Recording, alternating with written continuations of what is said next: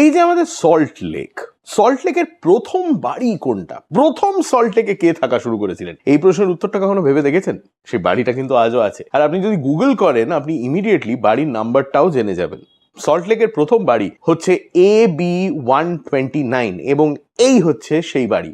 9 March 1970 সালে mister Jitendranath Chakraborty became the first official resident of salt lake যখন উনি এই বাড়িতে থাকা শুরু করেন। এই বাড়িটার নাম হচ্ছে মূল ঘর, একেবারে সার্থক নামা বাড়ি আর কি। দেখতেই পাচ্ছেন বাড়ির অবস্থা খুবই ভালো, ঝকঝকে চকচকে করে রাখা হয়েছে, দারুণ মেনটেনেন্স। আর তার কারণ হচ্ছে চক্রবর্তী পরিবার এখনো এই বাড়িতেই থাকে। 1970 থেকে আজ 2026, 56 বছর ধরে তারা সল্ট লেকে রয়েছে। এদের কালেকটিভ মেমোরিটা ভেবে দেখুন তো এই ফ্যামিলির। আপনি আজকে সল্ট লেকে যা যা দেখছি সমস্ত জিনিস ওদের চোখের সামনে তৈরি হয়েছে, গোটা টাউনশিপটা ওদের চোখের সামনে গড়ে উঠেছে।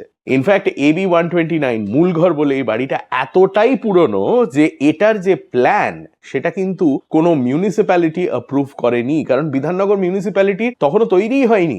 এই বাড়ির প্ল্যান অ্যাপ্রুভ করেছিল মহিষবাথান গ্রাম পঞ্চায়েত। কিন্তু এই যে আজকে সল্টলেক টাউনশিপ, এটা তৈরি হওয়ার আগে জায়গাটা কেমন ছিল, সেখানে কি কি ছিল, সল্টলেকেরও কি একটা ইতিহাস আছে এবং সেই ইতিহাস আমি আপনাকে শোনাবো আগামীকাল শনিবার হাফ প্যান্ট হিস্ট্রি ইউটিউব চ্যানেলে, শুধুমাত্র হাফ প্যান্ট হিস্ট্রি ইউটিউব চ্যানেলে সল্টলেকের ইতিহাস নিয়ে আসছে বড় ভিডিও, যাকে বলা হয় ফুল প্যান্ট এডিশন। মিস করবেন না। এবং কলকাতার ব্যাপারে এরকম আরো অনেক গল্প শুনতে হলে ইনস্টাগ্রামে ফলো করুন আর ইউটিউবে সাবস্ক্রাইব করুন টু হাফ প্যান্ট হিস্ট্রি।